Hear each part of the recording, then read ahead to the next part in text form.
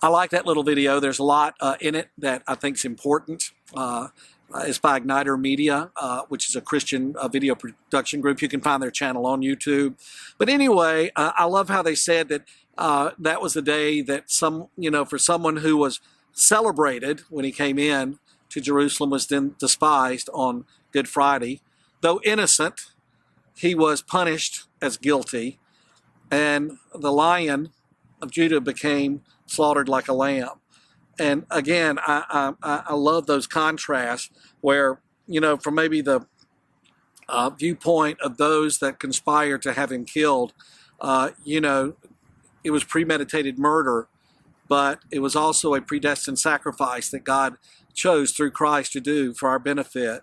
Instead of really a taking of someone's life against their will, it was Christ choosing to surrender his life out of love.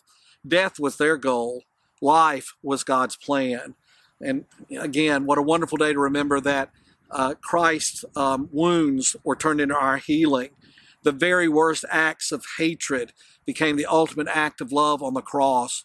And so at the cross, we're encouraged to come and to confess our sins and to lay our sins at the cross and to receive Christ's righteousness before God that we might be adopted. We lay down our burdens and our bondage and we get freedom. We come broken and we leave restored. So I hope you remember that is why we can call that First Friday Good Friday.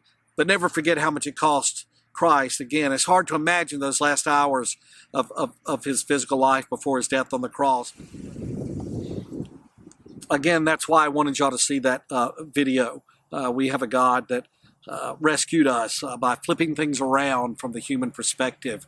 And I'm going to try to flip our perspective a little bit as I'm, tempted to be frustrated, even though I'm just, showed up here, that they're actually digging a grave. And what a reminder that we are not going to be here forever. And Christ came to defeat death.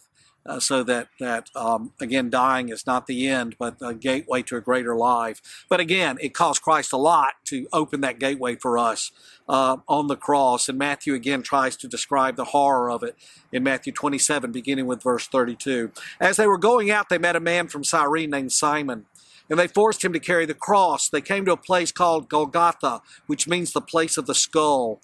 There they offered Jesus wine to drink mixed with gall.